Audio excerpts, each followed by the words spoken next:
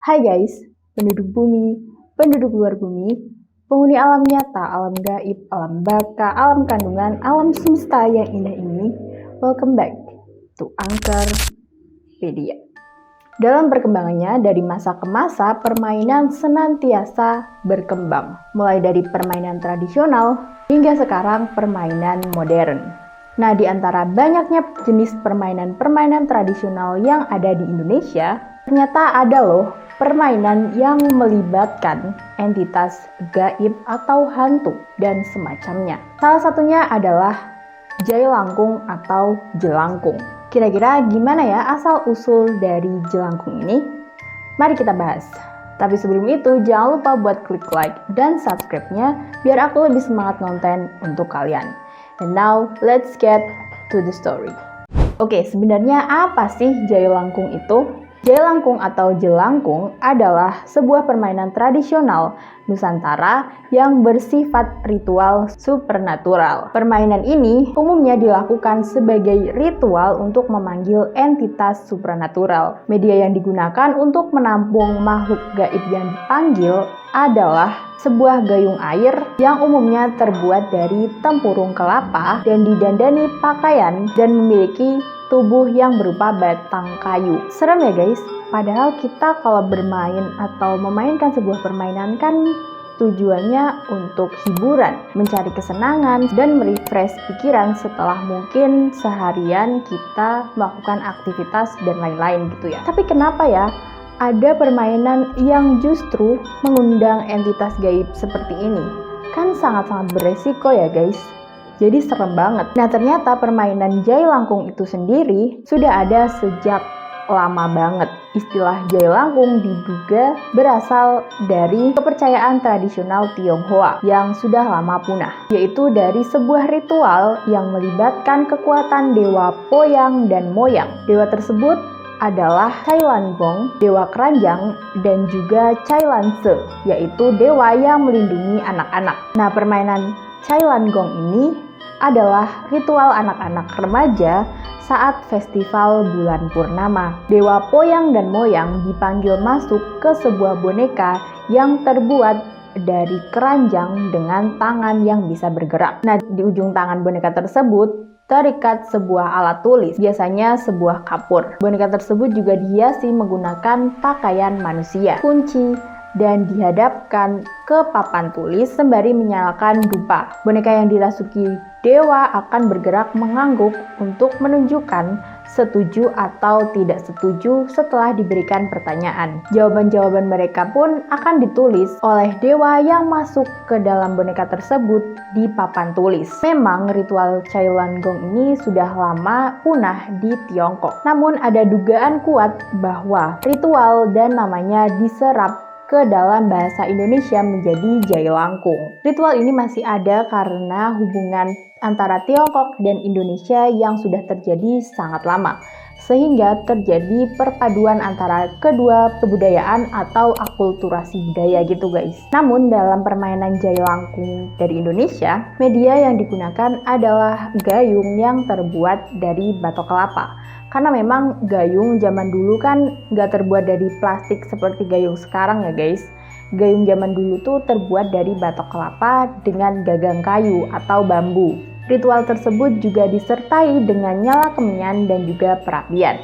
Sehingga jailangkung di Indonesia atau di Nusantara lebih dikenal sebagai ritual pemanggilan dewa lewat boneka berkepala tempurung kelapa yang didandani dengan pakaian seperti manusia. Dalam versi permainan anak-anak, boneka jailangkung akan digunakan oleh dua anak kecil yang diarahkan oleh pawang dengan mantra. Jawaban akan ditulis di kertas, batu tulis, atau menggunakan kapur di papan tulis. Selain merupakan sebuah permainan, jailangkung di Indonesia juga merupakan sebuah ritual untuk mencari informasi tentang diagnosa penyakit dan pengobatan oleh praktisi kesehatan non-konvensional, seperti dukun gitulah ya guys. Nah, sementara menurut masyarakat yang ada di Jawa, ada juga permainan yang mirip-mirip seperti jailangkung. Namun di Jawa disebutnya Nini Trowong. Selain dimainkan oleh anak-anak, permainan ini juga untuk menjaga keselamatan desa, dilakukan oleh orang dewasa. Namun dalam versi Jawanya, Nini Towong ini menggunakan peralatan tulis jangka. Biasanya dimainkan di desa-desa dengan orang-orangan sawah untuk memanggil makhluk halus. Ternyata selain itu, selain di Jawa, di Indonesia juga terdapat permainan yang serupa loh guys. Misalnya aja di Minangkabau yang disebut dengan ritual Lukah Gilo. Nah, Lukah Gilo adalah permainan seni pertunjukan Minangkabau yang populer di Desa Lumpo Timur, Kabupaten Pesisir Selatan.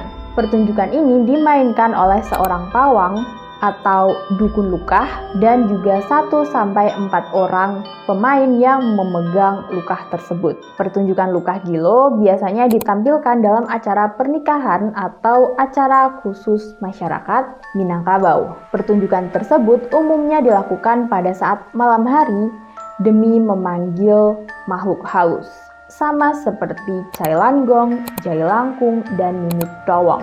Nah, lalu bagaimana sih cara memainkan Jai Langkung?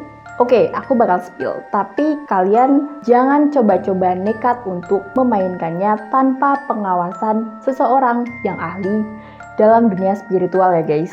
Karena soalnya jujur aku sendiri nggak berani kalau misalnya disuruh memainkan Jai Langkung.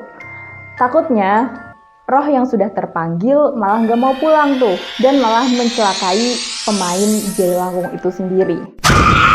Kan serem banget, ya kan guys? Tapi kalau kalian masih tetap pengen tahu gimana cara memainkannya, sini aku kasih tahu. Jadi, yang pertama adalah siapkan boneka batok sebagai media atau perantara di dalam permainan ini. Katanya untuk membuat boneka batok itu harus menggunakan barang hasil curian. Jadi batok kelapanya harus curian, gagang kayunya juga harus curian, dan juga bajunya juga harus curian gitu guys. Namun sebelum kalian merakitnya menjadi satu boneka Jai Langkung, kalian harus terlebih dahulu mengubur bahan-bahan tersebut di dalam tanah selama 1 malam. Kemudian setelah 1 malam kalian bisa merakit boneka Jai Langkung itu. Siapkan juga tanah kuburan. Mungkin cuma 1 genggam aja ya guys, nggak perlu sampai 1 truk gitu, kebanyakan. Lalu sediakan sesajen komplit seperti kembang 7 rupa, kopi pahit dan manis, teh pahit dan manis, serta air putih. Dan semuanya masing-masing 1 gelas aja. Lalu sediakan wewangian seperti minyak misik, japaron, rose, dan kembang setaman masing-masing 1 tetes aja. Jangan lupakan dupa, buur mahribi, dan menyan yang harus dibakar ketika ritual berlangsung. Terakhir, jajanan pasar yang berjumlah 7 rupa. Oh ya, jangan lupakan alat tulis yang digunakan atau dipasang ke tangan boneka tersebut ya guys. Permainan ini konon harus dilakukan pada saat terang bulan dan di jam 9 malam ke atas, serta dimainkan oleh minimal 3 orang, 1 pembaca mantra dan 2 pemegang bonekanya. Mantra yang harus dibacakan adalah Jai Langkung, Jai Langset.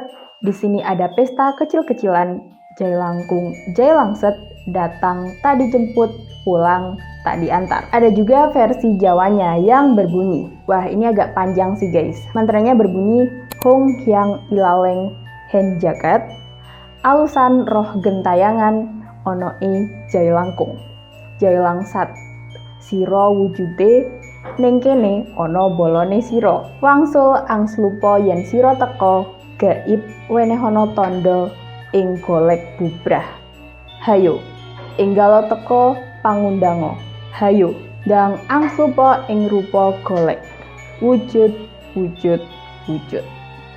Mantra-mantra tersebut diucapkan berulang-ulang kali sampai terdapat tanda bahwa roh atau makhluk halus sudah datang. Biasanya kedatangan roh atau entitas gaib itu ditandai dengan angin kencang atau boneka yang mulai bergerak ke sana kemari tanpa terkendali. Tapi sebenarnya ada yang bilang kalau misalnya mantra sebenarnya dari permainan Jayo Langkung ini masih dirahasiakan dan hanya beberapa orang saja yang tahu. Untuk menjaga keamanannya mungkin ya guys. Dan setelah membaca mantra dan hantunya datang, kalian bisa mengajukan pertanyaan. Dan setelah dirasa cukup, kalian bisa berpamitan dengan roh tersebut untuk menyelesaikan permainan ini. Caranya bagaimana? Ya kalian cari aja sendiri ya guys. Aku nggak akan spill. Dan aku peringatkan sekali lagi, jangan kalian mencoba nekat untuk memainkan permainan ini. Karena permainan yang berhubungan dengan entitas gaib itu sangat-sangat berbahaya dan beresiko tinggi. Dan kalau kalian tetap nekat tapi nggak kuat mental dan iman, kalian bisa-bisa bakal sakit, gila, atau bahkan meninggal dunia. Pernah ada satu cerita bahwa aku dengar katanya, kalau ada salah satu pemain yang kabur ketika roh atau entitas gaib itu datang, mungkin karena takut atau apa, maka orang yang lari tersebut akan dihantui oleh makhluk tak kasat mata seumur hidupnya. Jadi gimana? Masih berani untuk mencobanya? Komen di bawah. Sekali lagi, jangan lupa buat klik like dan subscribe-nya untuk konten-konten menarik aku lainnya. Dan sekian, Mistis pamit undur diri. Bye-bye.